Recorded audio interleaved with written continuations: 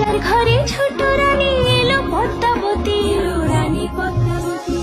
রাজার আরো 6টি রানীর ছিল না সন্তান, পদ্মাবতীর কোলালোতে মিলল সমাধান। বছর যেতে জন্ম নিল 7 ছেলে 1 মেয়ে, হয় খুশির আকাশ হঠাৎ কালো মেঘে গেল ছেয়ে। হিংসেতে যায় জ্বলে পুড়ে বাকি 6টি রানী, যুক্তি করে ঘটায় ওরা 7 কুমারের হানি। সুযোগ মতো 7 ছেলেকে মাটিতে দেয় পুঁতে, বাঁচে একা পারুল, ওরা পায় না তাকে ছুতে। ধাইমা বাজায় সেই মেয়েকে বড় করে তোলে, 7 ভাইকে পায় যে পারুল 7টে চাপা ফুলে। এত কিছুর পরেও রাজার বিপদ যে কাটে না, সূর্য নগরে সুখের সূর্য আর ওঠে না।